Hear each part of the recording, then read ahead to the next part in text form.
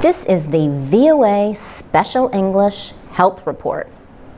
Women in a civil rights group in Togo called a week-long sex strike in August to try to force the president of the West African nation to resign.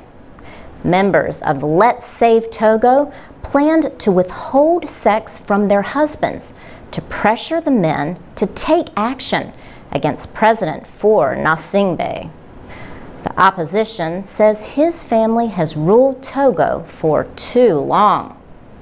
He became president in 2005, shortly after the death of his father, who had held power for 38 years.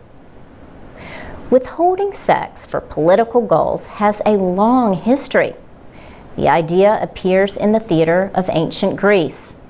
In the play Lysistrata, the women of Athens decide to deny their husbands sex until the men end the Peloponnesian War.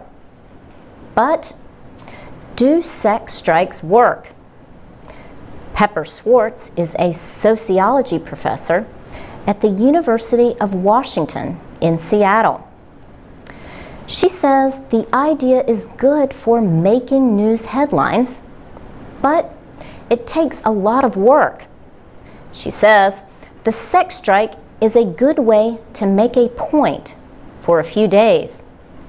But she says that it probably will not work over a long period of time.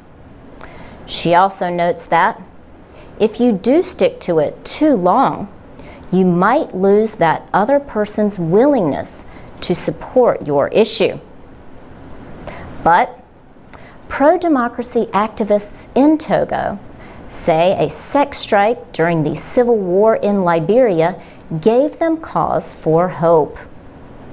In 2003, Liberia had been through 14 years of war. Leaders of the group Women of Liberia Mass Action for Peace organized a series of nonviolent actions. They included a sex strike. The actions earned the group's leader a share of the 2011 Nobel Peace Prize.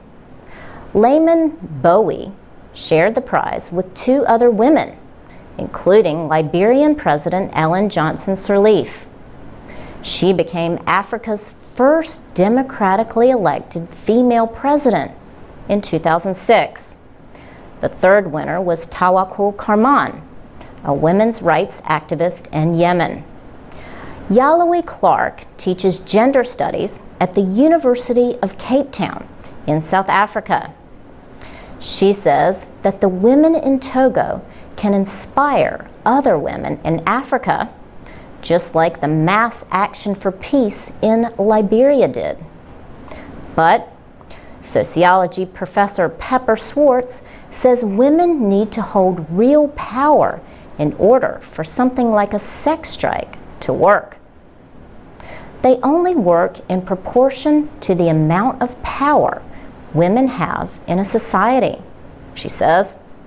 In other words, you have to have a certain amount of power already to tell your husband no. She says this depends on having a society where men respect the opinions and wishes of women. For VOA Learning English, I'm Laurel Bowman.